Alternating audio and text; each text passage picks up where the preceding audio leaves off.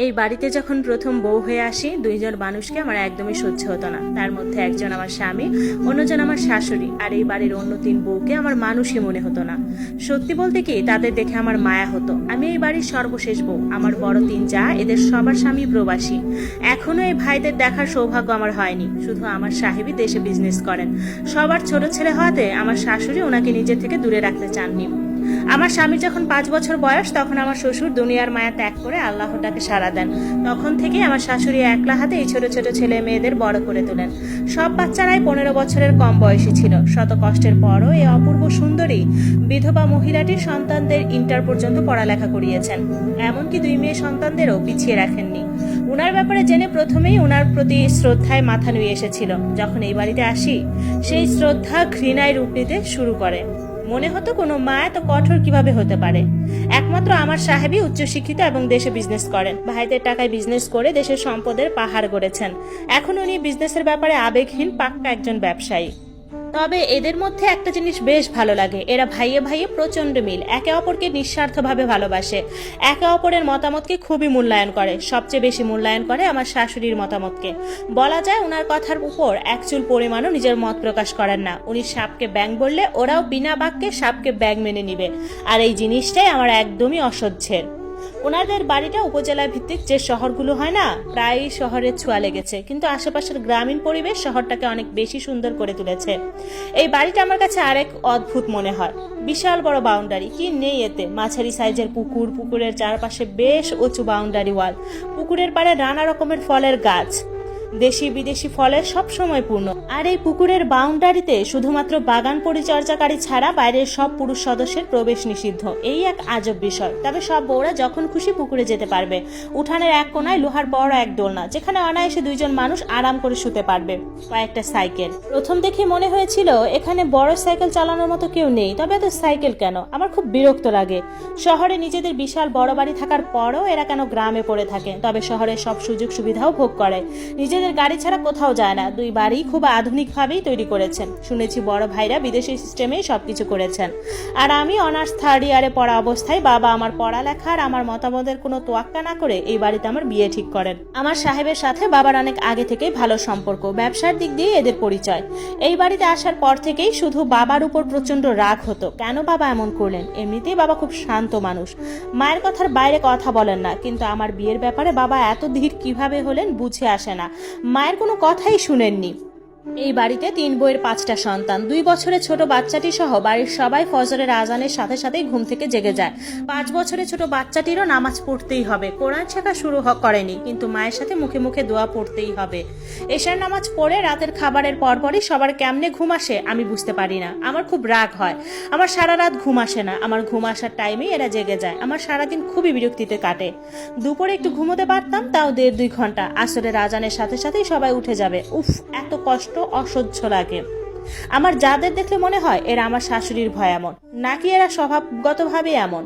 বাড়ির যে কোনো কাজ এরা কার আগে কে করবে ভেবে পায় না। বুয়াও আছে, আবার পার্মানেন্ট কাজের মেয়েও আছে। তাও শাশুড়ি গোসল করার পর এরা কার আগে কে শাশুড়ির কাপড় ধুয়ে দিবে প্রতিযোগিতা করে। আমার মাঝে মাঝে মনে হয় আল্লাহ এদের হিংসা ঈর্ষা ছাড়াই বোধহয় দুনিয়াতে পাঠিয়েছেন। আর আমার স্বামী, সে রুমের ভেতর খুব খুব ভালো একজন স্বামী। খুব হেল্পফুল, কেয়ারিং, লাভিং। আমাকে ছোট বাচ্চাদের মতো স্নেহ করেন, ভালোবাসেন, বুকের গভীরে আগলে রাখতে চান। সবসময় একটা কথা বলেন, প্লিজ সুমাইয়া, মায়ের অবাধ্য হইও না। মা আমাদের বহু কষ্টে বড় করেছেন, কিন্তু রুমের বাইরে আসলেই সে অন্য মানুষ। আমার রাগ হতো কেন সে আমার সাপোর্টে কিছু বলতে পারে না।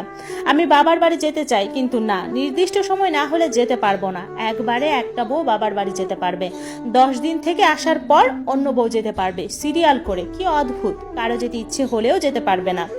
বিয়ের 1 মাসের মাথায় সেদিন তো আমার আশ্চর্যের চরম সীমা পার হয়ে গেছে। রাতে নামাজের পর বাচ্চারা যখন ঘুমিয়ে গেল, শাশুড়ি বললেন, ওহ বউ, তোমরা সবাই একটু সাজুগুজু করো তো, সবাই শাড়ি পরো।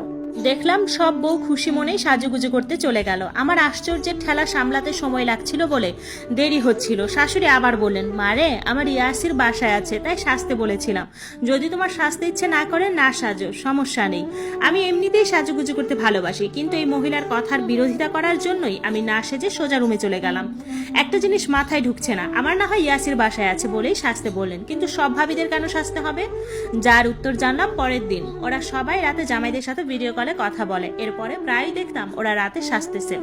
সেদিন আমার বড় জায়ের ছেলেটা প্রিপজিশনের ব্যবহারে কিছু ভুল এক্সাম্পল পড়ছিল। আমি পাশেই ছিলাম। আমি তার ভুলটা ধরিয়ে দিয়ে কি এক মহাবিপদ ডেকে এনেছি। শাশুড়ি বললেন, সুমাইয়া, আজ থেকে তুমিই টাইম করে এদের তিনজনকে পড়াবে। উফ, কি যে অসহ্য লাগছিল কথাগুলো। ওনার সামনে তো কিছুই বলতে পারিনি, কিন্তু রুমে গিয়ে ইয়াসিরের সাথে অনেক ঝগড়া করি। ওকে এত এত কথা শুনিয়েছি, সে পাল্টা একটা কথাও বলেনি। আমার এত এত তির্যক কথার বিনিময়ে আমার আরো ভালোবাসায় ভরিয়ে দিয়ে একটা কথাই বলেছিল, সুমাইয়া, মায়ের কথা শুনে দেখো না, হয়তো তোমার ভালোই লাগবে। আমার ভালো লাগবে না। তোমার সব ভাবিদের উপর যেমন চাপিয়ে দিয়েছে সবকিছু, তেমনি আমাকেও তাই করতে বলছে।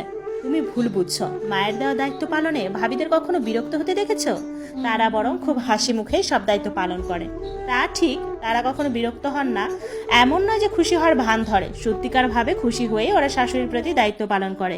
কিন্তু ইয়াসির কিভাবে জানলো? সে তো কখনো ভাবিদের চেহারাও দেখেনি।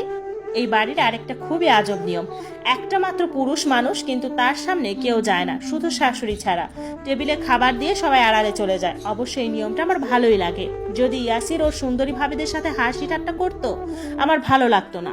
যাক, শুধুমাত্র ইয়াসিরের কথা রাখার জন্য বাচ্চাদের পড়ানো শুরু করলাম। তিনজনকে 3 টাইমে পড়াই। আগের টিচারকে বিদায় করা হয়েছে।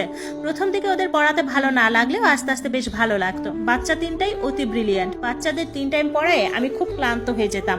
ঘরের কাজ করতে কিছুতেই মন চাইতো না, তাও শাশুড়ির ভয়ে কাজ করতে গেলাম। এমনিতেই বড় যে আমার কাছ থেকে ঝাড়ু কেড়ে নিয়ে বলল, তোমার কোনো কাজ করতে হবে না, এটা মায়ের আদেশ। সাথে সাথে মায়ের রুম থেকে বলে উঠলো, হ্যাঁ রে বউ, তোমার কাজে চিন্তা করতে হবে না, তুমি মানুষ নাকি? কত কষ্ট করো আমার নাতিদের জন্য, আবার কাজেও না। মা, আমি অতটাও খারাপ না। মনে হলো প্রথমবারই এই মহিলাকে একটু ভালো মনে হলো। যাক, কাজ থেকে তো মুক্তি পেলাম, তার উপর এমন ট্রিক পেতাম নিজেকে রাজকুমারী মনে হতো। যেহেতু কাজ করতে হয় না, নিজের পড়ালেখার পাশাপাশি এদের পড়াতেও আরো একটু মনোযোগী হলাম। পড়ার কিছুদিন পর, সম্ভবত 1 মাস পর, আমি এত বেশি অবাক হয়েছি, আমি কয়েকটা হার্টবিট বোধহয় মিস করে গেলাম। আমার শাশুড়ি আমার হাতে 8,000 টাকা সহ এক খাম তুলে দিয়ে বললেন, আগের মাস্টারকে 7,000 দিতাম, তোমাকে 1,000 বাড়িয়ে দিলাম, কারণ তুমি আমার নাতিদের অনেক আদর করে পড়াও, তাছাড়া খুব কষ্ট করে নিজের পড়ার পাশাপাশি এদের পড়াও। আমি কখনো ভাবিনি এদের পড়ায় টাকা নিব। আমি বাচ্চাদের ভালোবাসি। ওরা যখন ছোট আম্মু করে করে পাগল করে তুলে আমার বেশ ভালো লাগে। শাশুড়িকে বললাম, না মা, আমার টাকা লাগবে না। আপনার ছেলে আমাকে কোনো কিছুর কমতি রাখেনি, না চাইতেই আমার হাত খরচ দিয়ে দেয়। রাখো বৌমা, এটা তোমার কষ্টের ফসল, আর তোমার প্রতি আমার কৃতজ্ঞতা। না নিলে আমি কষ্ট পাবো। না চাইতেও নিলাম, কিন্তু এক অন্যরকম তৃপ্তি পেলাম। জীবনে প্রথম নিজের উপার্জনের টাকা। মনে হলো উনি বোধহয় সব বউদেরই কোনো না কোনো ভাবে এভাবে পুরস্কৃত করেন, হয়তো তাই ওনার বউরা কোনো কিছুতে বিরক্ত হয় না। এর কিছুদিন পরে আমার পরীক্ষা। আমি ইয়াসিরকে নিয়ে বাবার বাড়িতে চলে গেলাম। এত এত আনন্দ লাগছিল, অনেকদিন পরেই বাবার বাড়িতে একটু আনন্দ করে বেশি দিন থাকতে পারবো। শাশুড়ি বলে দিয়েছেন, যতদিন আমার পরীক্ষা শেষ না হবে ইয়াসির যেন আমার বাবার বাড়িতেই থাকে।